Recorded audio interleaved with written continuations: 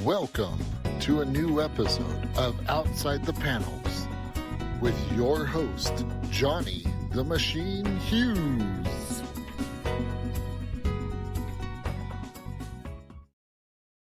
Welcome everyone to another episode of Outside the Panels. I am your host, Johnny the Machine Hughes, and this on the original Outside the Panel we have an absolutely sparkling creator to talk to about their new book.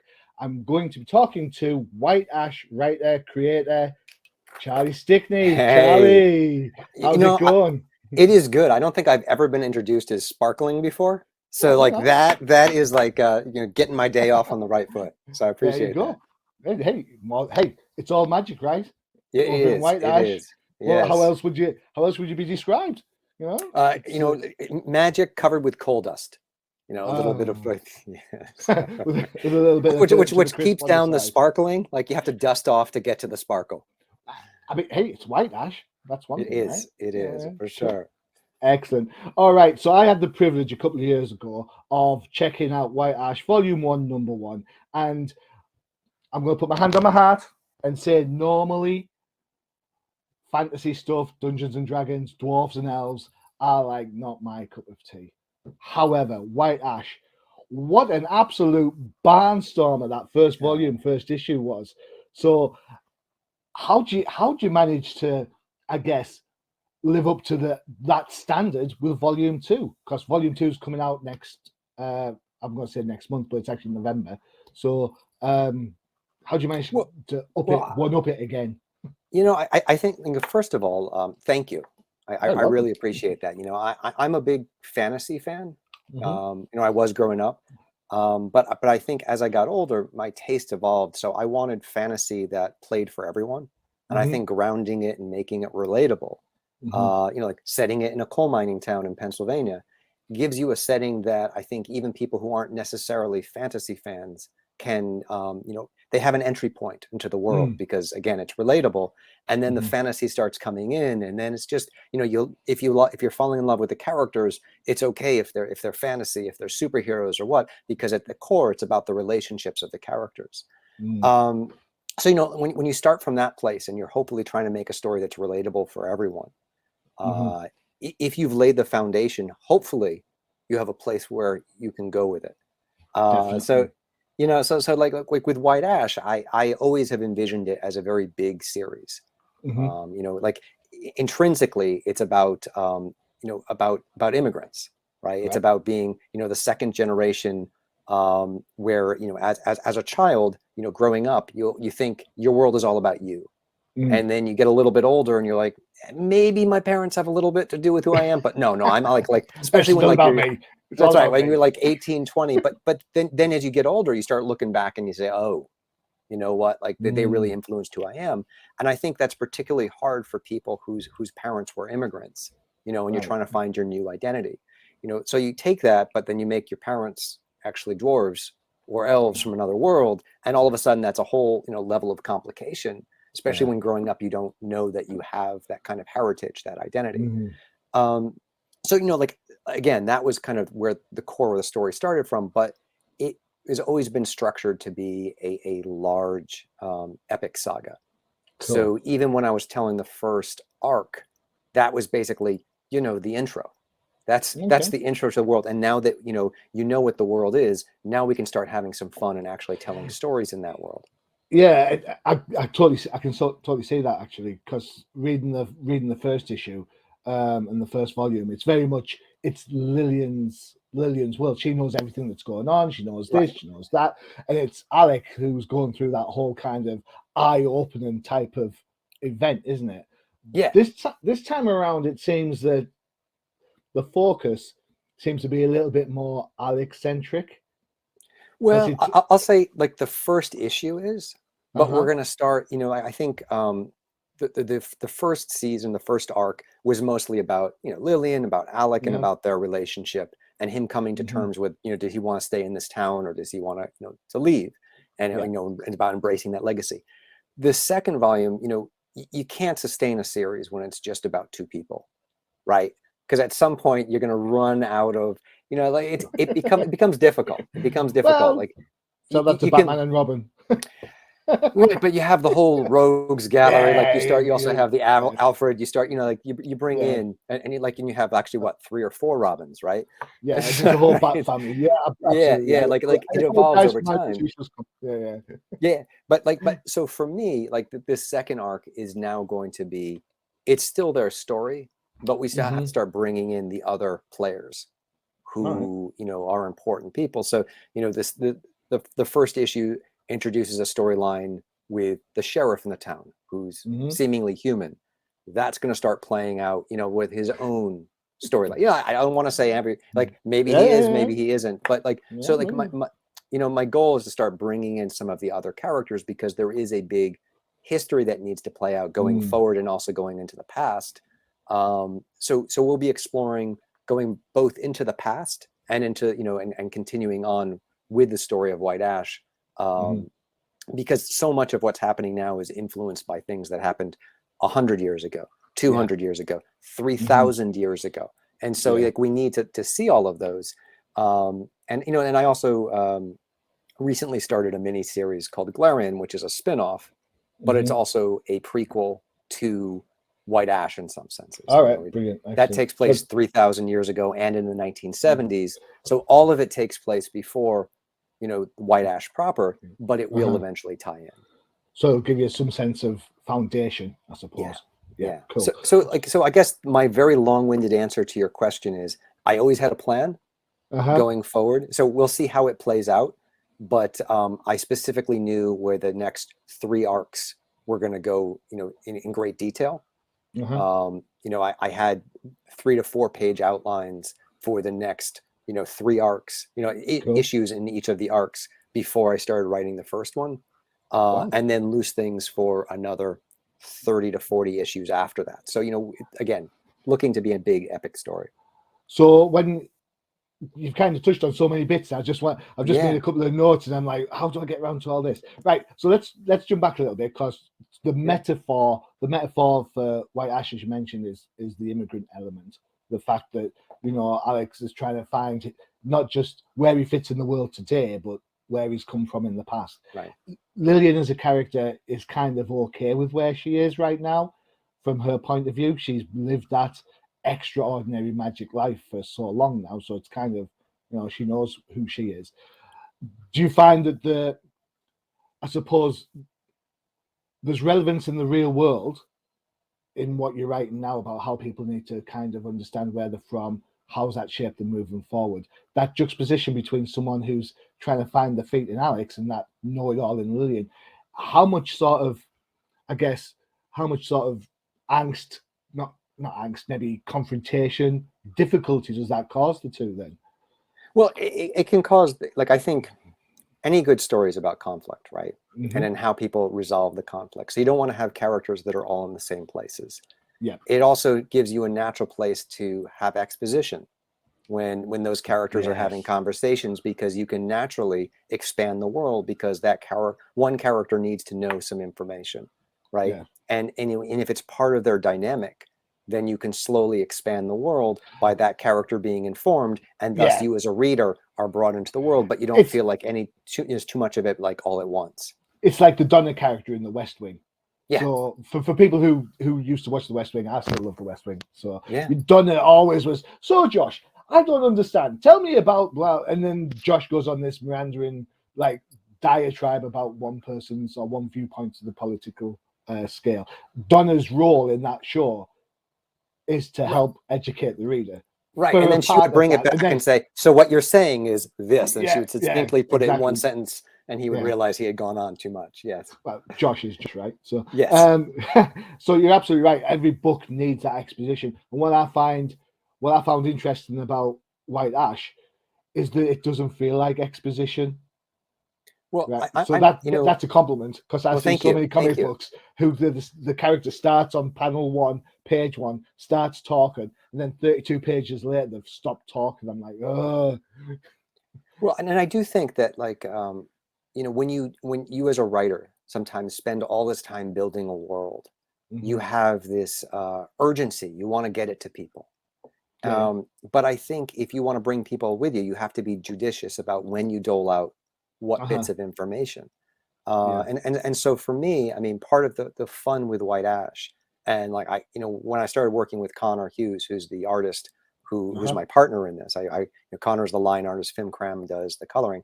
I presented Connor with a document which is about 12 pages long, which was entitled "The Secrets of White Ash," right? So he knew what these backstories were for some of these characters to give him motivation in terms of how he could draw them. Like when they're having this conversation, it's really about this thing that happened 3,000 years ago. When when you see this character is actually this character. So but either they're pretending or like whatever, they don't know that they're actually. So I wanted to give him all that information. So he had it, but then it's my job as the storyteller to decide the best time to give each piece to the audience and make sure it's not too much at once. I mean, absolutely right. I kind of see that. And what I liked about White Ash is we talked about the Donna character being like that focal point. For me, because you're using so many characters, because you've got Alex, you've got Lillian, you've got the sheriff, you've got I've forgotten the name, I'm really sorry, but the girl that works at the garage. Yeah, Caitlin. Yeah. Caitlin, yeah. So each one of those kind of bends into that explanation point from their own perspective. Right.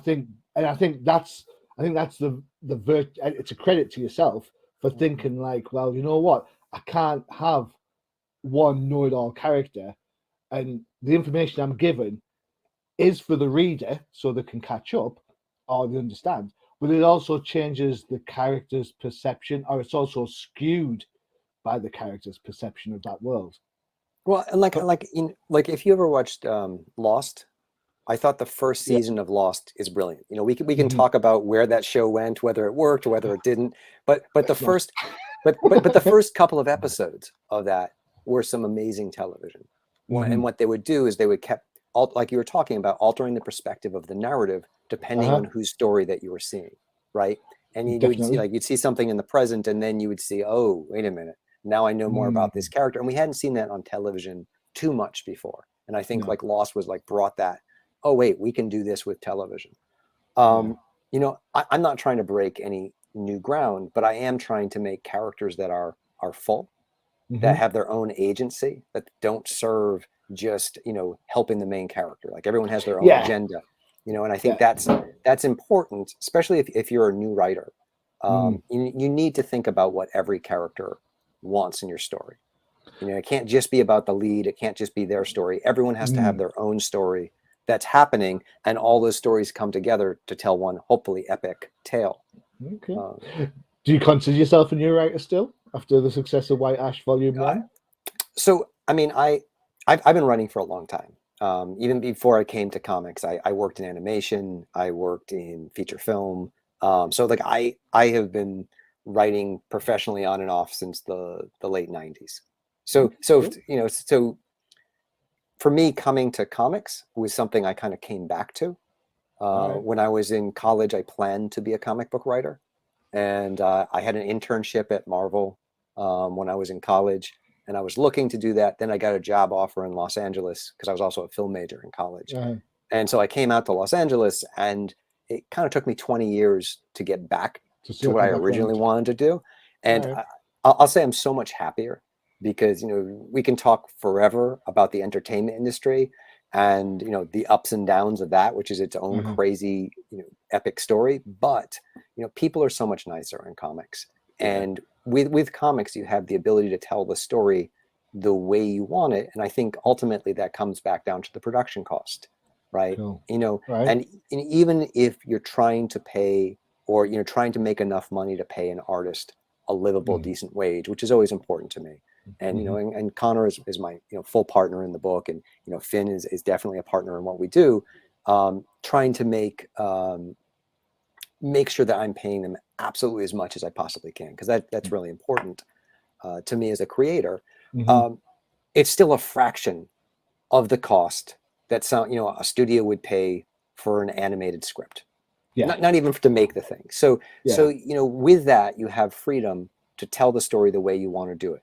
Do you want to, like, I think one of the things about White Ash is the first issue or two, the story slowly unfolds. Okay. It's not, Yeah. I can see that. like there's a bit of, right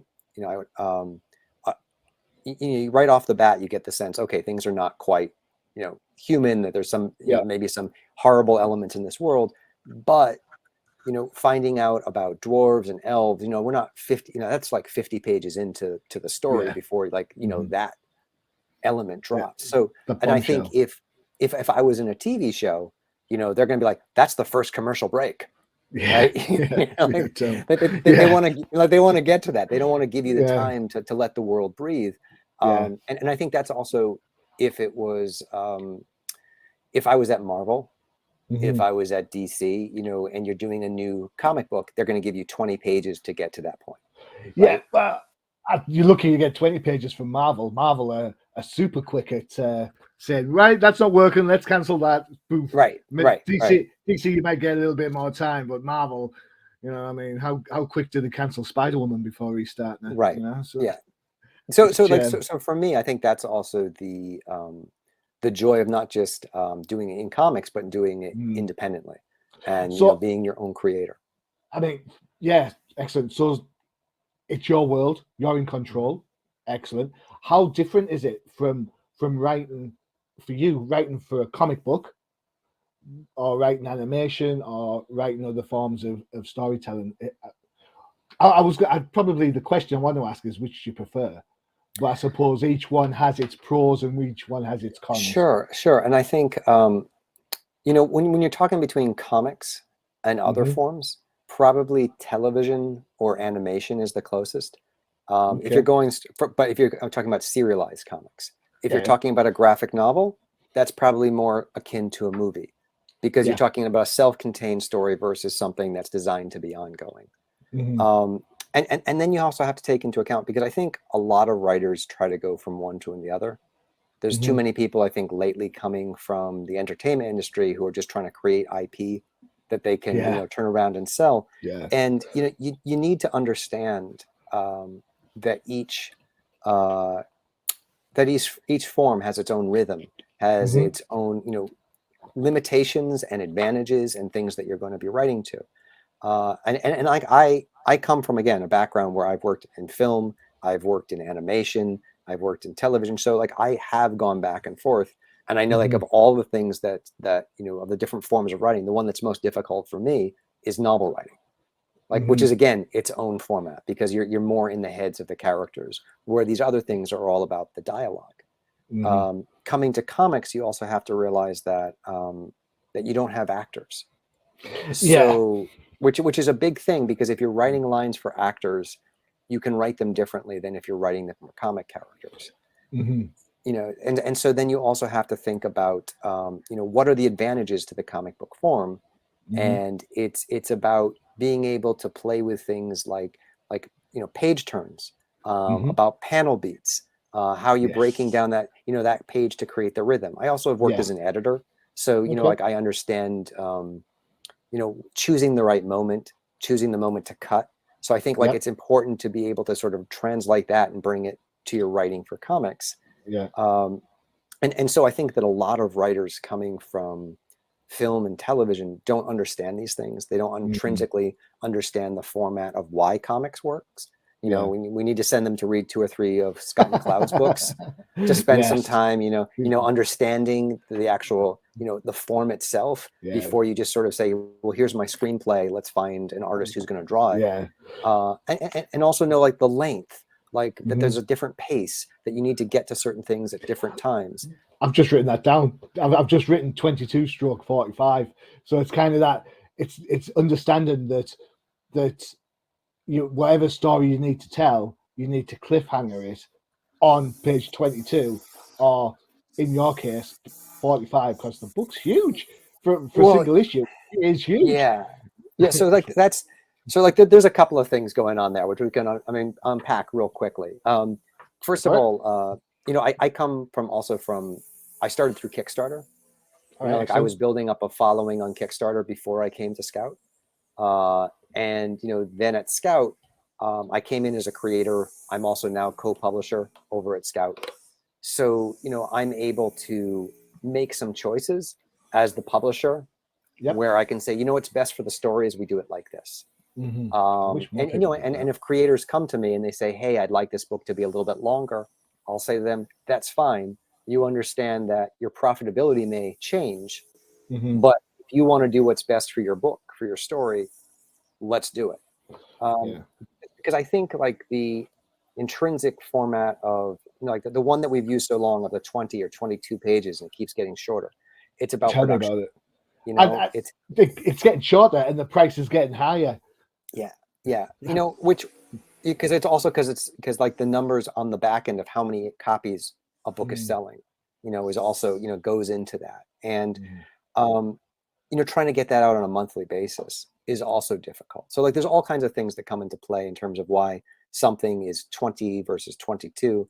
But for me, I want to put out issues that tell the story the way I want it to be told. So it ends where it's going to be, where it should end. So like the first issue of the new arc of White Ash is 44 pages. And we're like, here you go. I'm going to, here's a lot of story for you. We're going to put it out for $4.99, which is, $1 more, but it's over twice the size of most issues. Yeah. You could argue it's $1 less than some certain DC books, Yeah, exactly. Like so I mean, it's a really great deal for $4.99. I agree, absolutely. And it's designed to be an entry point for people, even if you haven't read the first season. The first couple of pages are like, hey, let's catch you up in the narrative of the world. Here's where the characters are all at. Here, here are the players. But it hopefully feels like, feels organic. Yeah, that was going to be it's an interesting question, because you've got to think, especially if you're using the mini series format. Dark Horse use it, Dynamite use it, a whole host of different people use this type of, here's your set number of issues, and then we'll come back a year later or 2 years later or whatnot. How do you manage to plan for, right, we've got to do a previously on section and yet keep it, at a minimum, because existing readers don't want to waste 2 pages going on about I already know this, I already know that, so right. how do you manage to balance that out? Because that's, Marvel do it, they just put a page in and say, right, previously on, and it's blurb, and you have to, DC don't do anything, other companies just expect you to know. So yeah, so like my goal with the book, like I said, was to be an entry point for new readers, but also because I put a gap of time between when the first one ended and when the second one ended. The opening of White Ash, season 2 is basically a catch up of each of these characters, right? Like it opens with a series of pages of, it's been 2 months, and they each kind of have their own thing about what's happened in the last 2 months. And so that, is, like I said, is designed to both catch up new readers to what this series is about, but also for anyone who's returning, they want to know what's happened since we left the last series. So it feels organic, or it's intended to feel organic. Like where she's talking about, like, it's been 2 months, and like that's a refrain that I repeat for each of these pages, and like each one is designed to have a different attitude. Like it's been 2 months is good for this character, it's bad for this character, and so because like when we're talking about exposition, this is the same kind of thing. It's about, you need to do not information dumps, but you need to get information across. And your job as the writer, as a creative team, are to find interesting ways to do that, to bring in new readers. So like this is the format that I wanted to do for this. I'm not going to go, like, I've worked with some editors who are at Marvel before, and talk with them, and like one of the things they try to do is basically do something like this at the beginning of every single issue.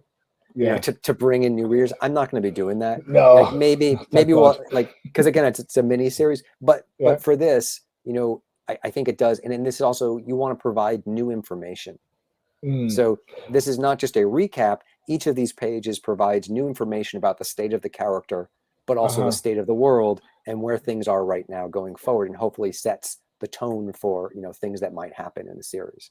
And the fact you're using different characters to tell their previously 2 months, it keeps it fresh, doesn't it? It's kind of, you're resetting you're recognizing what's gone and resetting the scales ready for the next batch of stories across all the different characters. It's really cool, really very clever.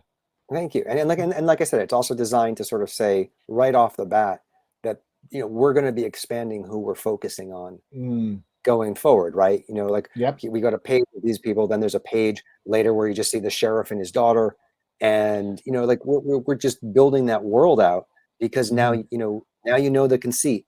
You know, if you read the first trade, hopefully you loved it and that's why you're back.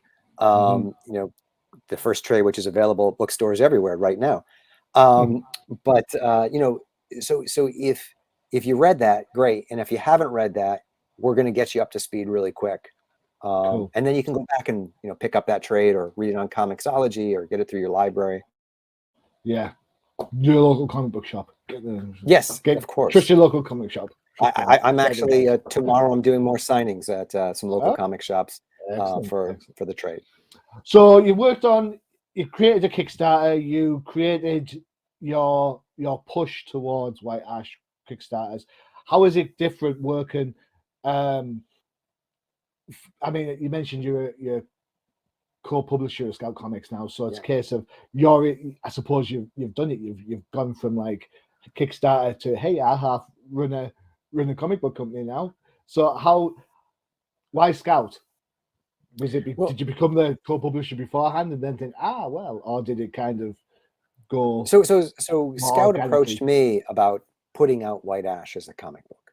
So I was doing my own thing. I was very happy because I've been very fortunate to have a lot of success on Kickstarter. You know, so some people struggle. I found a good, very loyal fan base there. So when I put a Kickstarter out, we do well. So I was happy. I was content. I was growing that, you know, that kind of fan base there. And then Scout said, hey, we would love to partner with you and increase the reach of the book. And, you know, so I was like, okay, let's have this conversation. And then over the course of having that conversation, them putting out in the direct market and me saying, hey, you know, I've done this on Kickstarter. What if we added a little bit of this element to what you guys are doing at Scout? And they were saying, oh, and we kept going through this back and forth.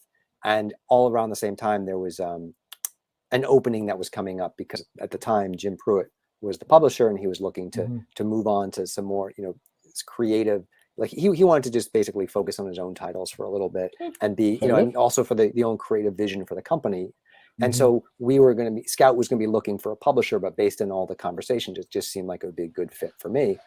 And so they invited me in to do it along with David Byrne, and the two of us have been doing that now for the last 18 months.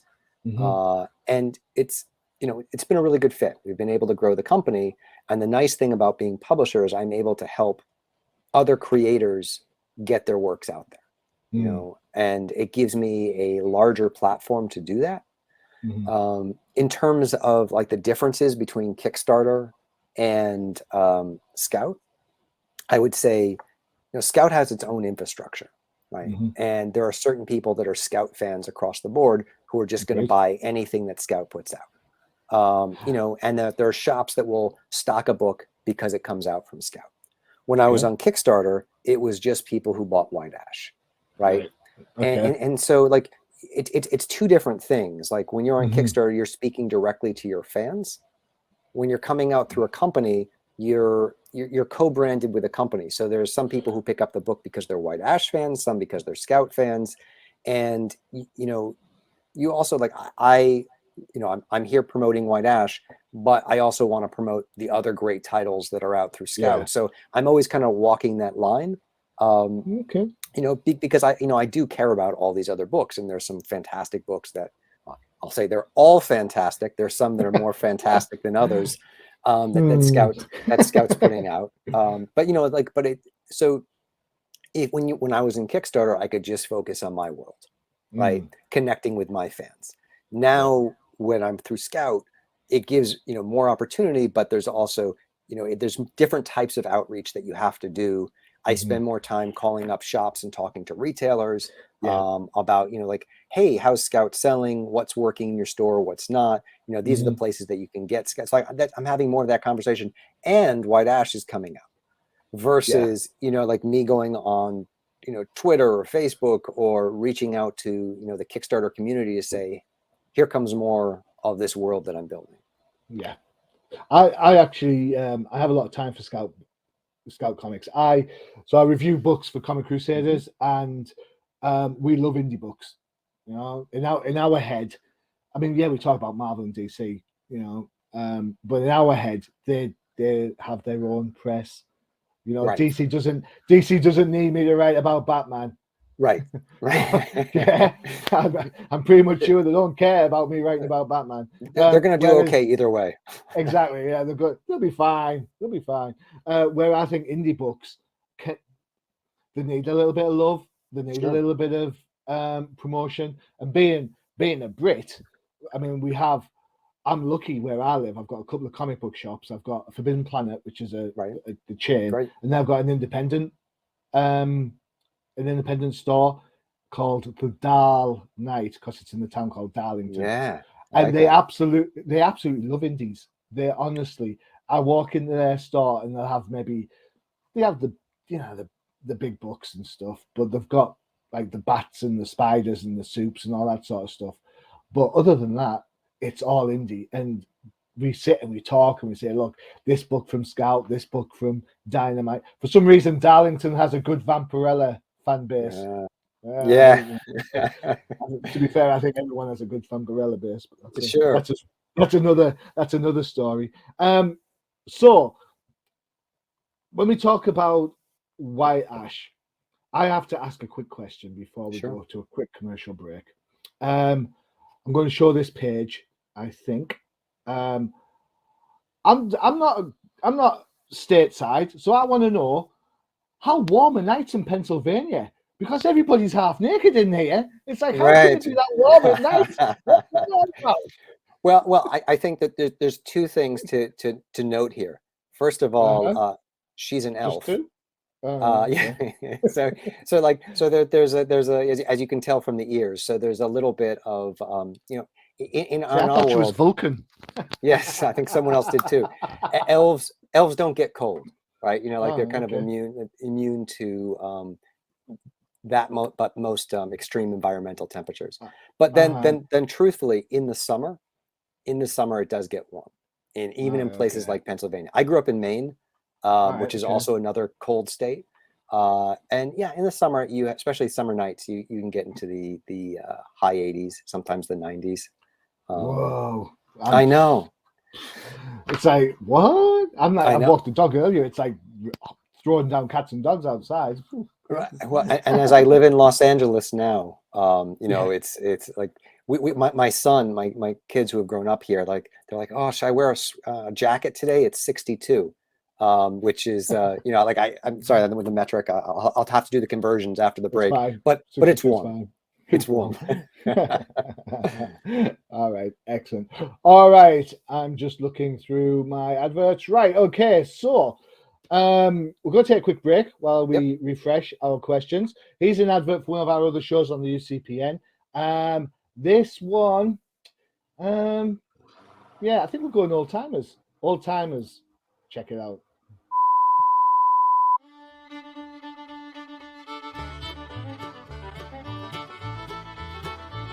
Do you want to find out what makes the professor do his happy dance? Check out the Old Timers Comic Book Show, only on the UCPN. There you go. Check out the Old Timers Comic Book Show, where the hosts aren't old, but the comics most certainly are. That's a good tagline. Well, yeah. What can I say? I created that one. Yeah. well, nicely done. Yes. There is a conceit in there, but you have to watch the show to find out what that is. All right, so let's talk a little bit about your partner in crime. So you have Connor Hughes on art. Let me just show the page. Boom, there we go. What's it like? You said that you gave Connor the Bible of White Ash. There you go, the secrets. There you go. You know everything.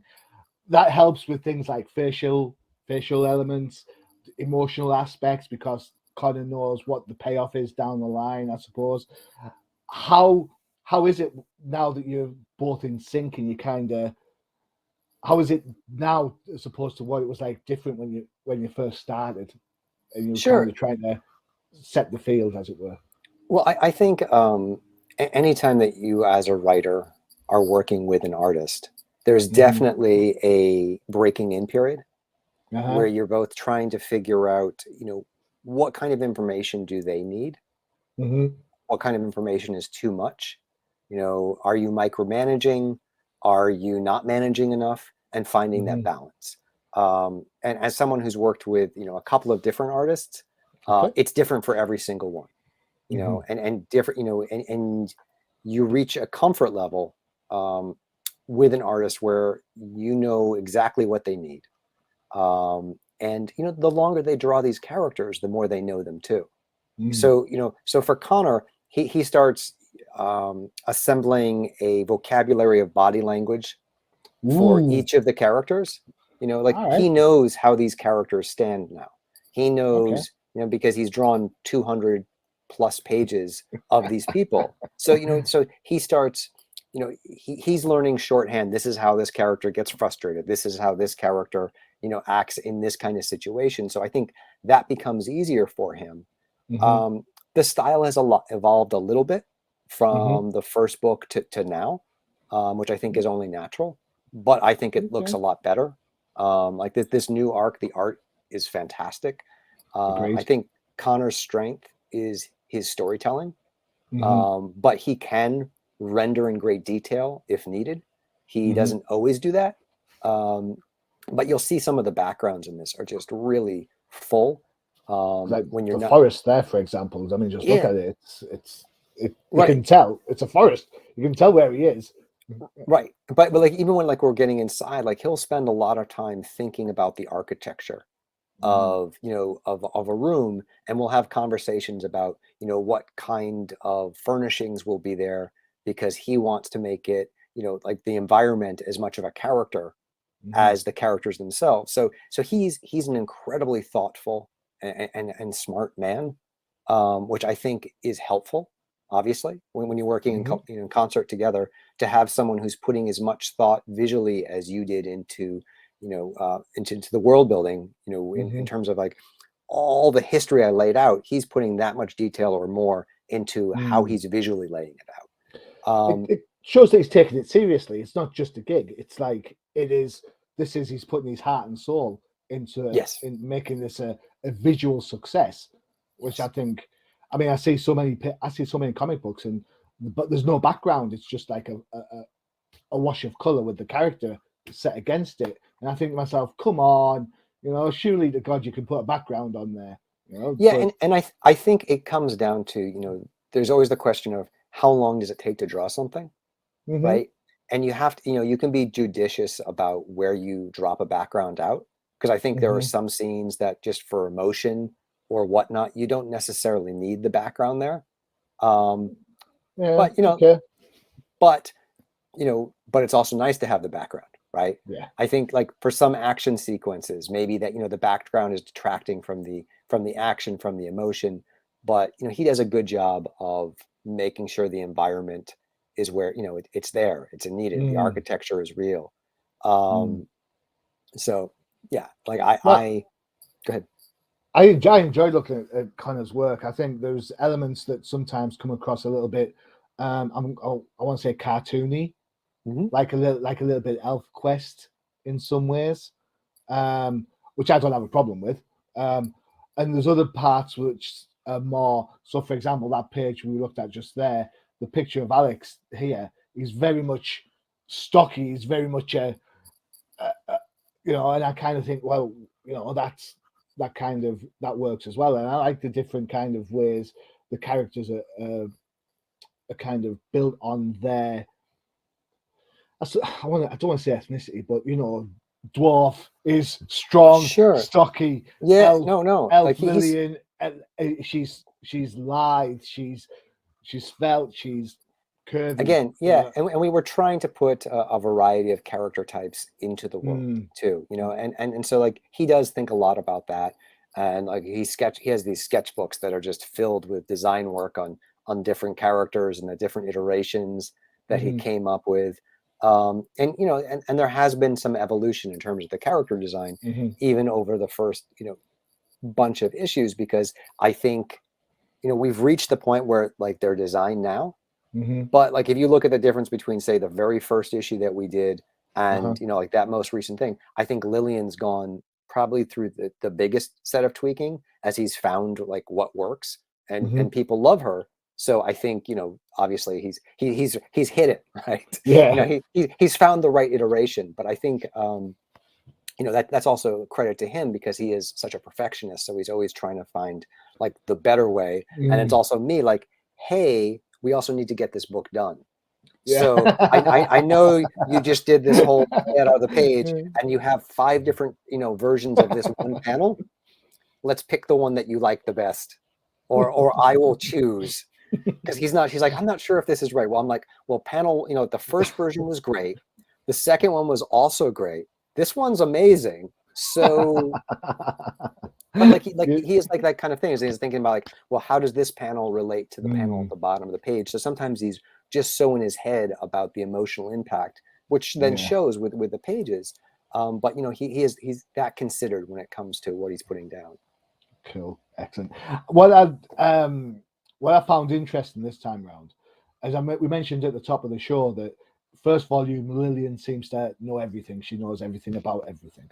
And yet, when it comes to affairs of the heart, she is absolutely so cute and naive when she says something along the lines of, hey, this is great. This means we can meet once every 2 months. So that means we can meet 6 times a year. And Alex is like, what? Right. Yeah. Well, but it's also like time moves differently for her too, right? Like that's also the thing. Like she's thousands of years old, and so there's it's fun to play with these characters. It definitely is, and you know, just also remembering they're at that age. You know, people often like to set things in high school because they feel like that's the age where people are becoming adults, but it's really not. The transition age, isn't it? That kind of like but like when you're 18 to 22, like that's really the age where you're leaving home for the first time, where you're becoming an adult, you're standing on your own, and you're having to make real choices. So I think like all those things that you see in high school drama that you see on TV, most of those are more like college dramas in real life, and also the actors who are playing them are all college kids. What you're trying to say? Are you telling me that Buffy Summers was never a high school kid? Is that what you're telling me? God damn! I know.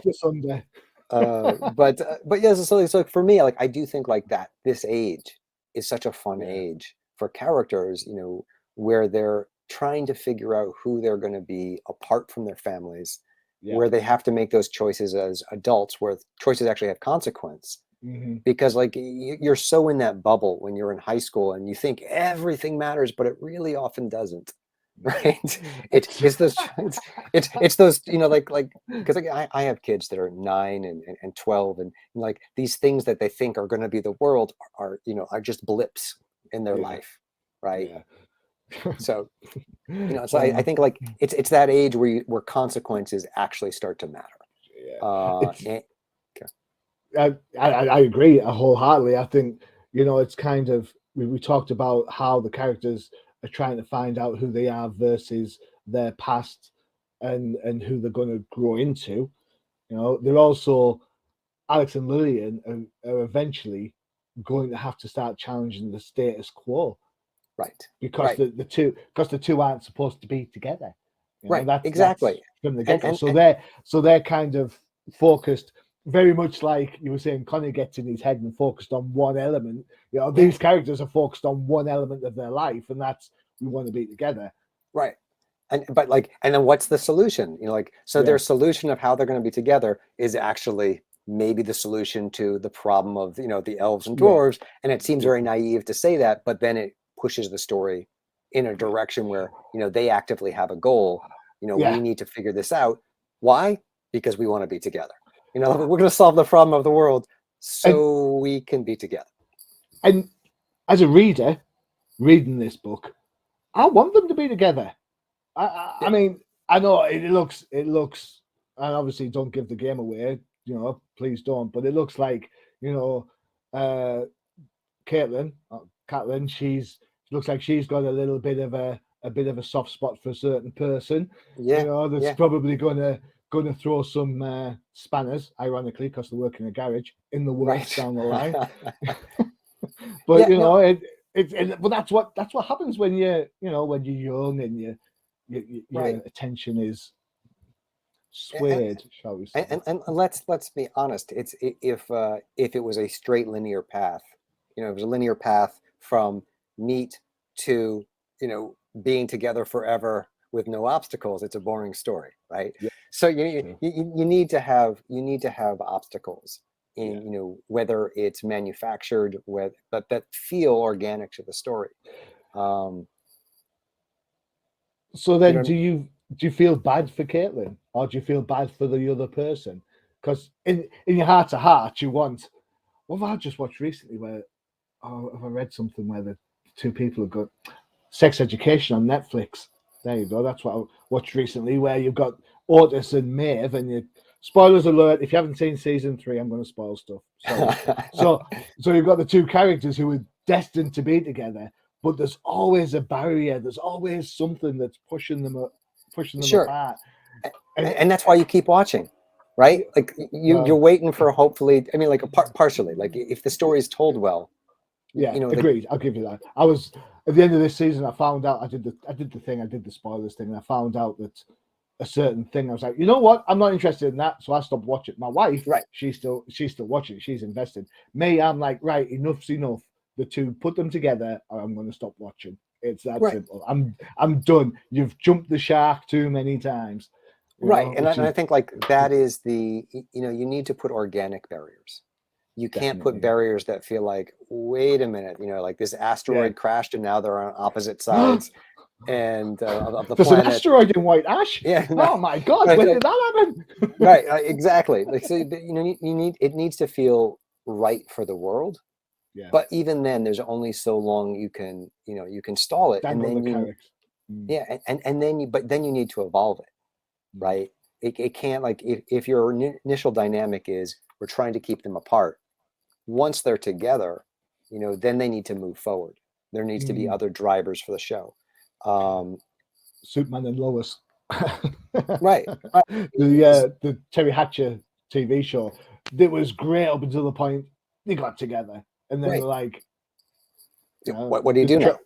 Yeah, they tried so hard to, like, they gave her amnesia and did this, and anyway. All right, back to White Ash. Enough about soups. Enough about. We've talked about yourself as writer. Connor Hughes has done the pencils as well as the letterer. Letterers don't get enough credit, I feel. So, for sure. For Connor, I suppose, as an artist and a letterer, he has got the best of both worlds because he doesn't have to worry about some letterer coming in after the point and then sticking a word balloon over the art, right? Right. Well, and he can also design the panels to fit the lettering, right? And he does. You know, in his layout stage, he has the lettering there, so he knows where he's focusing. Yeah. So, like, I'll get rough pencils with all the lettering in, so, you know, we can talk about that before he goes and refines the panel even further. But he's thinking, you know, we're both thinking about the page flow and, like, what balloons, making sure it's readable, and then he goes in and, you know, make sure it looks great. Because generally speaking, the letter is the last port of call, isn't it? Everything's done, then the letter comes in last. You've mentioned him a couple of times. Let's give some shout outs to Finn Crabb, the colorist of the book. Gorgeous colors throughout. There is not a panel that does not blow me away color wise. Yeah, he is really, really just, I mean, the unsung hero of the book. Unless you talk to artists, and then the artists are often like, wow, who's the colorist? That's great. You know, like they really appreciate, you know, what he brings to it, both emotionally and also organically. You know, like some of his colors, you know, he does occasionally push something here and there to bring out like an emotion. But but it's really solid. He's developed a palette for the White Ash universe that works really well. I mean, I've just gone from here. You've got the tavern scene that's early doors. You know, lots of browns. That looks like a tavern. It feels like a tavern. And then you have the moonlight scene. And I've got to be honest, taking away the fact she looks great and everything, I was blown away by the amount of nuance and texture that the colors have given this scene. This feels like, it's not just blue colors. It feels like a moonlight rendezvous. Yeah, it's exactly how it feels. It's exactly how it should be. The comedy elements work brilliantly because there's comedic elements in this. That's mirrored in the art from Connor. For me, it's just so well put together. And I think to myself, it's such great storytelling all the way through. As I said at the start of the show, dwarves, elves aren't my thing. Reading this, I'm like, I'm all in. I want to know what happens. I want to know, did they get together? What's this? What's going on? What's the sheriff up to? And all that sort of stuff. And I'm not going to go into great details because you know what? We want you to go and buy the book. Yes, correct? yes. Go buy the book. Pre-order it now. Tell your local comic shop to make sure that they have it on pull for you. We have a great J. Lee variant cover for the first issue that's coming out. I don't know if you've seen it. Yeah, it's gorgeous. I'm not going to Google. I won't Google it. Up to you. It's I'll see really if I can pretty. Find it. Where it's Lillian out hunting and she's got a bunch of severed heads with her, because like one of the things that we didn't even talk about were the dragon people that are making life difficult for everyone here in the town. And so like there's also like I like to say it's the only it's the best fantasy horror romance comic ever written in history set in a coal mining town. So fair enough. I've got to say though, I have seen. There you go. Can you see that picture? Is that there now? I don't think not yet. Give me 2 seconds. Boom. There you go. There's your previews page. I have seen this cover on Twitter before, and I was like, J. Lee's an absolute maestro. So for those that can see that, let me just run through some deets for you. The codes are for the standard cover. It's SEP. That's S for Sierra, Echo, Papa, 211745 and 746 for the J. Lee cover. Both are available from November the 17th, priced at $4.99. All right, for 44 pages. 44 pages. All you got to do, type in White Ash, Volume 2, Number 1, and Previous World into your Google search, and that'll take you straight there. All right, so you get a nice little blurb about the book. It doesn't give the game away, which is thankfully going to whet your appetite and go. There's a lot more left in terms of. I think the tagline for season 2 is "Same small town, all new secrets." Because we do have a lot left to reveal about what's going on in White Ash. Excellent, Charlie. Thank you so much for taking the time. This has been great. I'm glad you enjoyed it. November 17th. Get yourselves down there. Get your comic book. Get White Ash Volume 2, Number 1 from your local comic book shop. As Charlie mentioned, it is available digitally if you're on Comixology. Oh, you can even order it from Scout Direct, probably. Yeah, you can. We're making it everywhere, available everywhere, people. We'll make it easy for you. Excellent. Cool. Right. All that's left to me to say, Charlie, thanks for taking the time out, your busy schedule. Really totally appreciate it. Yeah, anytime. Excellent. Guys, don't forget to check out the UCPN for all your favorite shows, including the Definitive Crusade, all about DC Comics, No Price Podcast for all your Marvel fans, the Flip Side Focus for all you indies. We're covering indie books as well as Kickstarter. And of course, you saw the advert earlier. It's the Old Timers Comic Book Show, where the hosts aren't old, but the comics most certainly are. All right. Okay. Charlie, thanks very much. Yep. Thank you. For everybody else, this is Joining the Machine Hughes. Adios. Visit undercovercapes.com for the latest and greatest podcasts via the Undercover Capes Podcast Network. Also visit our parent company website, comiccrusaders.shop, all about comic pop culture.